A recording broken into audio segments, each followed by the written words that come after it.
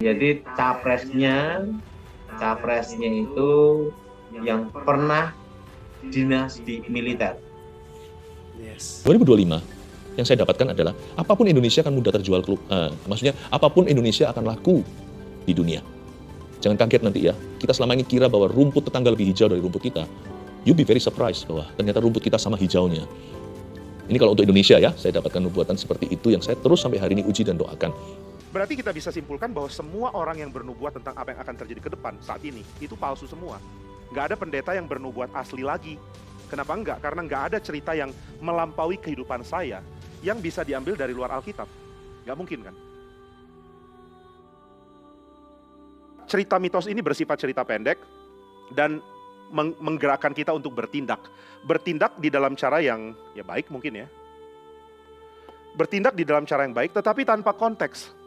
Tetapi nah ini pentingnya, tanpa kisah besar. Bertindak baik tanpa kisah besar.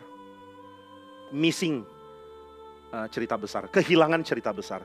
Nah, jadi cerita mitos akan mengajarkan orang untuk bertindak baik, mempunyai sifat hati yang baik, mempunyai cara bercakap yang baik, mempunyai cara pandang hidup yang baik, tapi that's it. Tidak menceritakan kisah yang utuh. Oke, nah sekarang kita balik ke tema kita loh. Terus apa kaitannya ini dengan nubuat palsu? Nubuat palsu adalah mirip mitos, lepas. Nggak ada kaitan dengan cerita besar. Nah, kita bisa lihat Alkitab membagikan ini dengan jelas ya. Misalnya di dalam nubuat Yesaya atau di dalam kisah yang dibagikan oleh Yeskiel. Saudara bisa melihat bahwa setiap nubuat itu mempunyai bagian yang indah masuk ke dalam cerita utuhnya. Yeskiel misalnya melihat ada tulang belulang, kemudian Tuhan menubuatkan bahwa tulang belulang itu akan bangkit lagi, akan menjadi pasukan yang siap berperang. Ini kan simbolnya, yang saudara bisa tafsirkan di dalam rencana total dari pekerjaan Tuhan, dari starting point sampai new creation, dari titik awal sampai final. Dan ini yang saya pikir menjadi tema penting untuk kita bedakan antara nubuat palsu dengan cerita yang asli. Jadi cerita asli ada perkataan Allah dari starting point sampai new creation, sedangkan nubuat palsu itu lepas, nggak ada kaitan ke situ. Berarti kita bisa simpulkan bahwa semua orang yang bernubuat tentang apa yang akan terjadi ke depan saat ini, itu palsu semua. Nggak ada pendeta yang bernubuat asli lagi. Kenapa enggak? Karena nggak ada cerita yang melampaui kehidupan saya yang bisa diambil dari luar Alkitab. Nggak mungkin kan? Saudara nggak mungkin bisa cari versi yang lain. Saya nggak bisa mengatakan, saya tahu kapan COVID akan berakhir misalnya, seperti yang terjadi 2 tahun lalu. Atau saya bisa menengkingnya, atau saya akan tahu setelah COVID akan ada penyakit apa. Saya tahu apa yang akan terjadi pada Ukraina.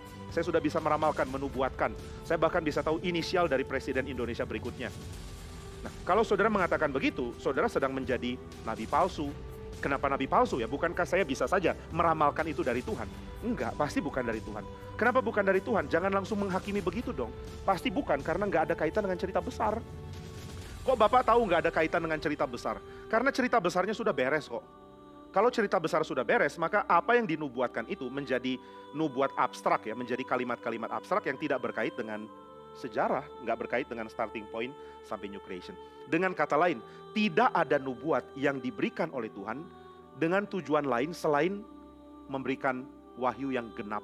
Jadi nggak ada nubuat yang tidak bertujuan untuk memberikan cerita yang utuh. Nah maka seperti saya beberapa kali ingatkan, saudara tidak bisa menambahkan cerita di dalam Alkitab. Saudara nggak bisa menambahkan cerita tambahan di dalam kitab suci. Nggak mungkin. Ceritanya sudah tuntas, sudah selesai. Kitab Wahyu adalah seal final, bagian akhir dari penulisan kitab suci yang sudah tuntas. Nah maka nggak ada tambahan setelah kitab Wahyu. Dan nggak ada selipan di tengah-tengahnya. Dari Kejadian sampai Wahyu sudah membentuk satu cerita yang utuh dan besar.